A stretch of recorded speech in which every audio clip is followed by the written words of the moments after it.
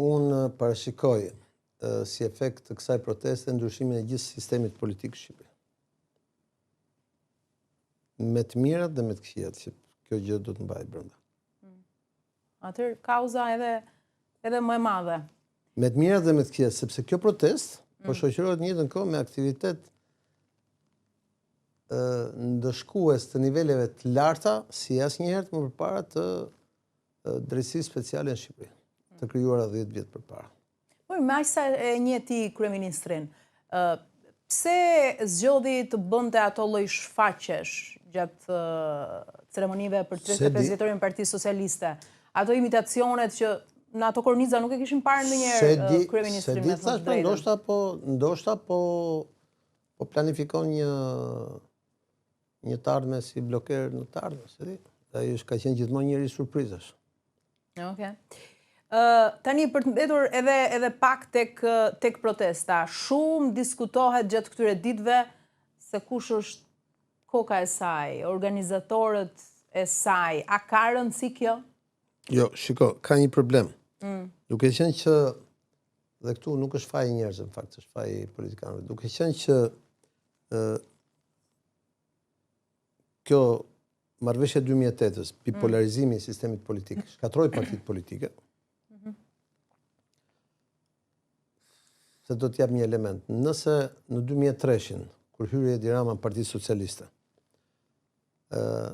Partia Socialiste do t'ishte repart ushtarak siç është sot.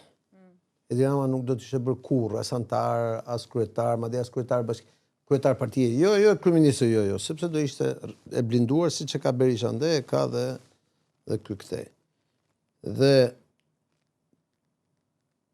të kam thënë emisione e shkuara që këta njerëz në shesh, pra drejtuesit real tyre është kjo dyshe. Sepse këta i mbyllën partitë dhe çdo njeri që ka mendimin e vet nuk ka mënyrë tjetër se si të identifikohet, por nuk është problemi se mbyllën vetëm këta partitë. Problemi është se gjitha partitë u bën repart ushtarak. Dhe vetmja mënyrë pastaj për të ndarë ishte o dilnin dhe blinin nga i parti, se ka pas dhe raste që kanë bler parti, ose dil dhe krijon nga i parti e vogël dhe nuk rriti shku dhe sistemi u ngulfat, u bllokua. Dhe ata që kanë dalë aty janë saktësisht e kundërta e partive, janë një lëvizje e cila nuk ka kokë, nuk ka për të pasur kokë, do vazhdoj si lëvizje sepse synon të rrëzoj sistemin. Pra nuk është çështje e pushtetit të një apo të dy individëve. Dhe kur të rrëzohet sistemi, pastaj do lindi diçka e re, se pas çdo gjë lind diçka e re. Prandaj thash tim se ai ka rëndësishëm, do ikë gjithë sistemi. Pse?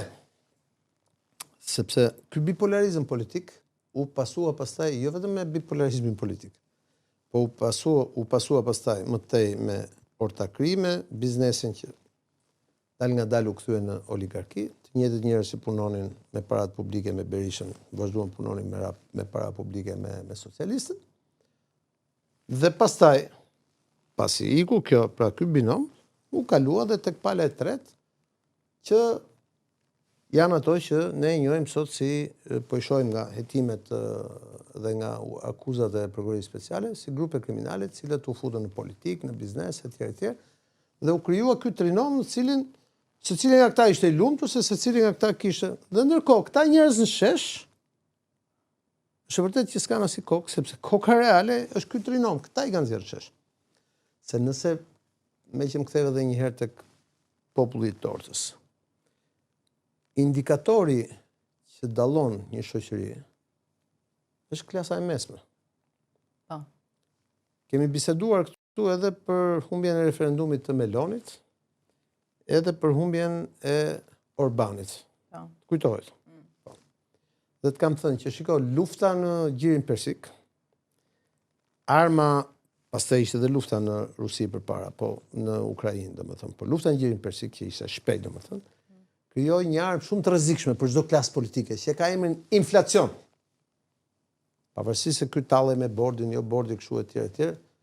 Në jetën reale të njerëzve ajo gjë e dyfishoi koston e jetës. Dhe këtu flasim për njerëz, nuk flasim për njerëz që blen rrënjullini që të fusin lekët me fuqi poshtë rrënjësullirit. Tu flasim për njerëz normal që ai inflacioni, ai çmimi i naftës, ai çmimi i benzinës, ajo rritja e çmimit të drithërave etj, i përgjysmon jetën. Pra atë që është në varfëri e çon të marrë ushqim të kazani plerave.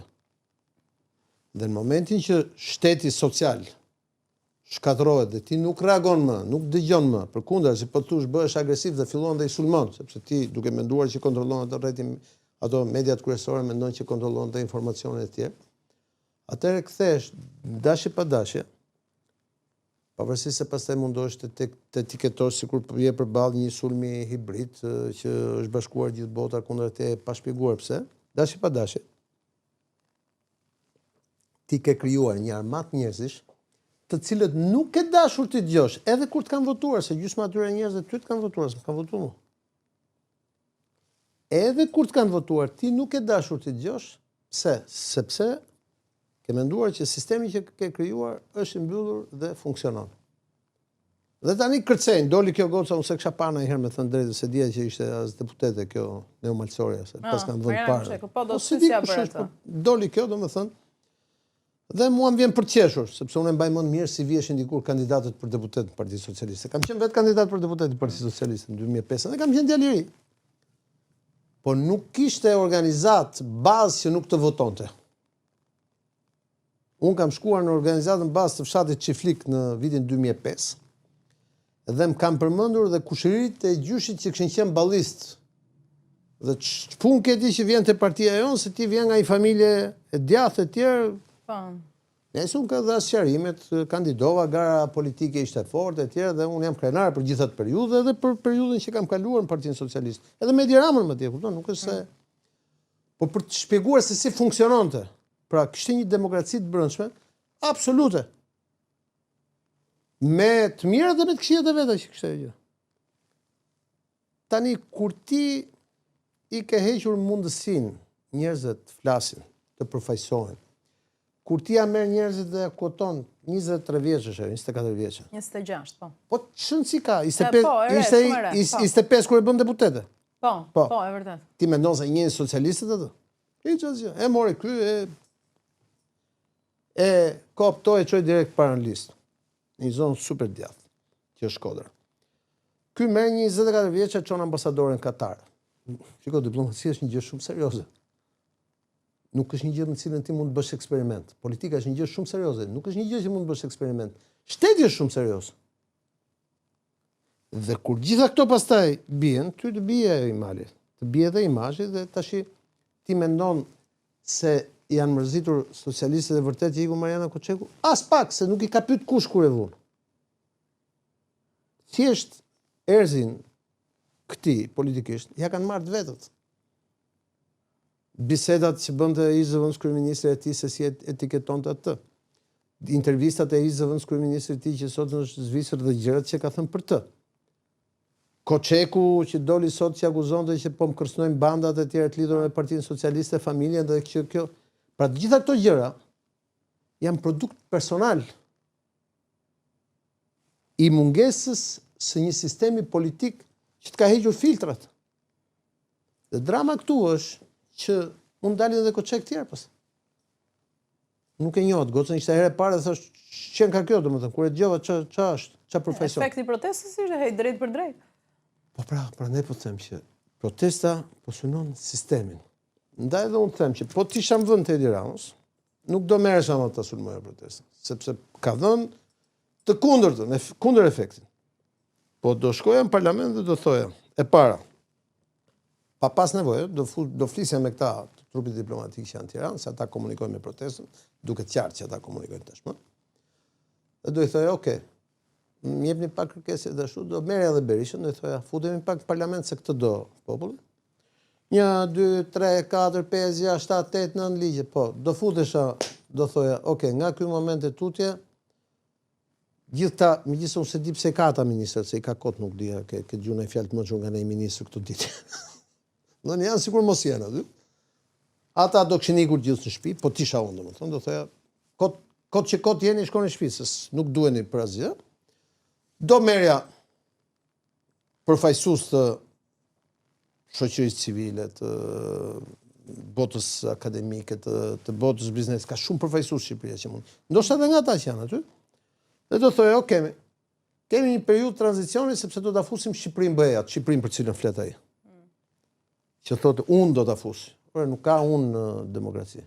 Uni ka ngrënë koka më të forta se sa koka e Tiranës. Ka ngrënë njerëz që kanë pas armë bërthamore. Uni.